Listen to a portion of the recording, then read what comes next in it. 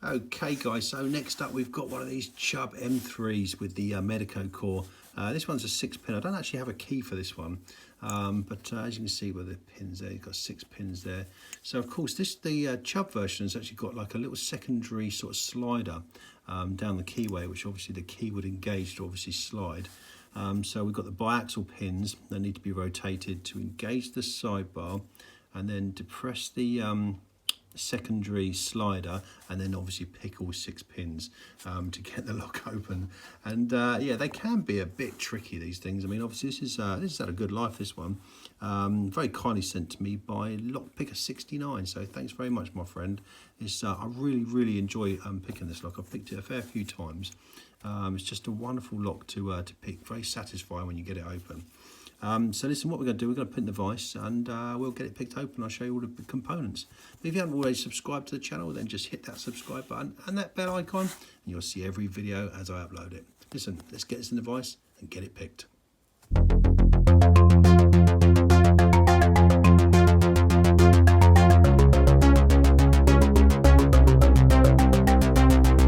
Okay guys, so as you can see, we've got the I'll tell you what I'll do first. I'll just quickly scrub the pins just to make sure they're all in a random orientation. Okay, so we're going to go in with this little side tension wrench, and I'm just going to gently scrub the pins, just kind of left and right, and then hopefully that's going to rotate all the pins, which will engage the sidebar. We'll know if it engages because we'll get a little bit of movement on the core. Doesn't always happen first time, yeah, maybe 1 or 2 goes, but it's worth persevering with this part because it just makes the actual picking process a lot easier. In fact, you can get these things open quite quickly once you've got that sidebar and all the pins rotated in the correct way. One more go, and then we'll just go for it the old-fashioned way.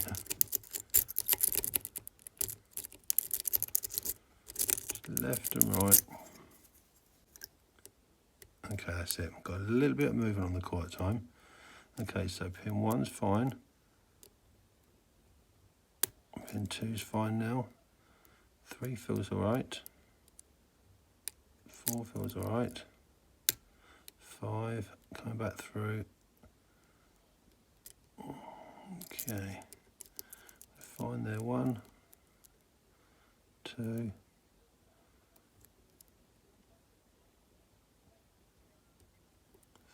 3 feels fine. 4, 5. Oh, slipped off 6 then. 6. Okay, what's holding us up then? 1, 2, 3, 4. 4 more open. So there you go. So not too bad actually. What we do, we get the pinning tray over and we'll get all these pins out of here. Just move the vise over there. Let's get the pinning tray over. Okay, let's get the shim. And like I say, it's got this secondary or third sort of locking system. So once we get it open, I'll show you all the bits and pieces of it. And then we'll go from there. Okay, so we've got the shim in there. Of course, we're going to use the John Eggington follower. Okay, so there you go. So that's that bit there. I'll do it, just get you zoomed in a little bit there. That's good. Okay, so that's the sidebar, which we'll just take out. Okay, that's good. What we'll do is just get some more light in the situation. It's better. Okay, we'll come back to the sidebar afterwards. Let's just get the key pins out. 1, 2, oops. 3, 4, 5, and of course 6. Just get them orientated the right way. 2, 3, 4, 5. And of course 6.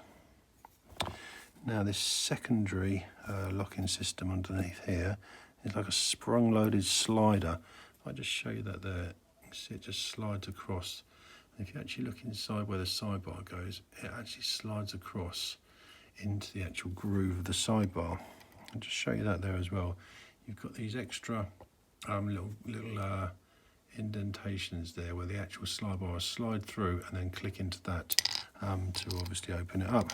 Just move the little springs there. Now this secondary sort of slider has actually got a spring in there as well, so we'll just remove this. Okay, that's good.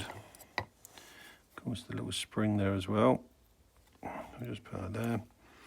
And like I say, you can see its little teeth there. That actually sort of goes through there and it actually embeds into there and just slides across to the actual sidebar engaged there as well. So quite clever. I say if you didn't know it was there, it would, you can actually put the whole lot together with just that on there, and obviously it still needs to actually slide to open up. So if you didn't know it there, you're in all sorts of trouble. And the actual warding on the key as well, on the actual lock, is yeah, you've got quite a lot of little bits and pieces to sort of obstruct your keyway there as well. So that's not too bad. Okay, the drivers. Let's get the shim out there. Okay, so driver 1, standard. 2 is a mushroom spool. 3, oops, 3's alive, standard. Standard. Standard. And of course, standard. Okay, the springs. That one's alive.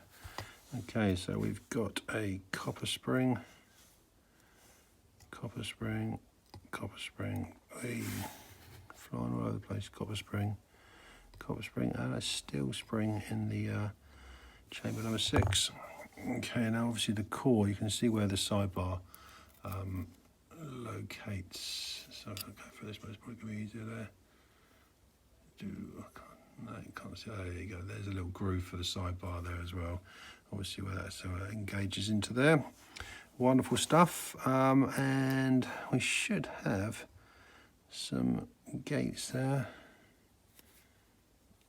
Okay, we've got one true gate on that one there, as you can see there.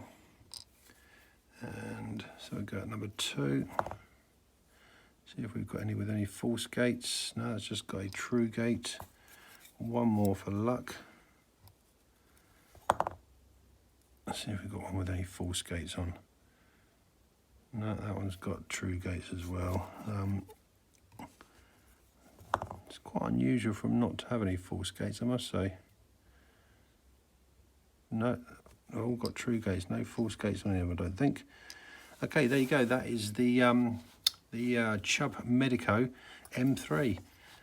Guys, hope you enjoyed that. Of course, we'll catch up with you on the next one.